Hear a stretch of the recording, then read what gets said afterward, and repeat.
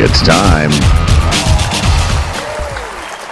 From the Personal Liberty Digest studios behind a firewall which blocks Anthony Weiner's Twitter feed, thank God, I'm Ben Crystal, and this is the Grade 8 for the week of June 11th. Congressman Weiner's self-inflicted troubles continue to get worse, although there is good news, with Weiner admitting he couldn't be sure he didn't get internet intimate with some minors. He has his re-election slogan, Weiner 2012. She said she was 18.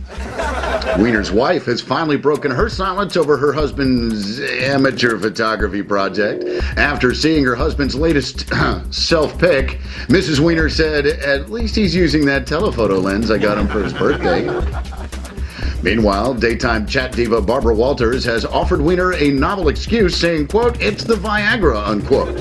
What's creepier, Babs talking about Viagra or Babs talking about Viagra's effects on a pencil neck like Weiner? Hey, Anthony, call me. Yuck house. Facing federal court proceedings over the constitutionality of Obamacare, acting Solicitor General and former Al-Qaeda lawyer Neil Katyal told the Sixth Circuit Court, quote, "The minimum coverage provision only kicks in after people have earned a minimum amount of income. Someone doesn't need to earn that much income."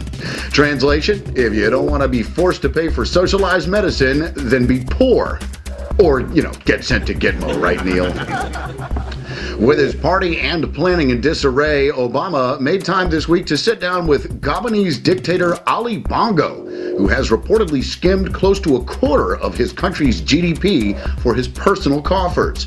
Obama took the meeting after his wife Michelle heard Mrs. Bongo refused to buy a $25 million home because it was, quote, too small, unquote. According to Mrs. Obama, "I feel the same way about the White House." Ooh, love your shoes, though. President Obama, who once told a crowd of liberal millionaires at a fundraiser that rural Americans were stupid xenophobes, is forming a so-called White House Rural Council.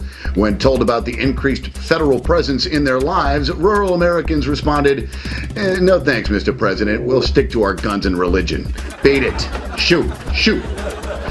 Obama's union thug cronies have continued their assault in Wisconsin.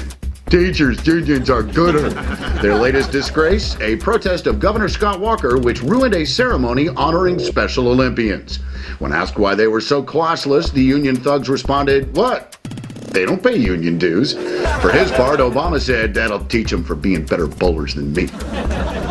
And President Obama's Middle East policy hit a snag this week after word leaked of his secret war in Yemen. We're now up to 4 wars under Obama. Apparently, hope and change meant kill the crap out of everyone. And that's your Grade 8 for this week, kids. For the Personal Liberty Digest, I'm Ben Crystal saying what happens on the internet goes everywhere.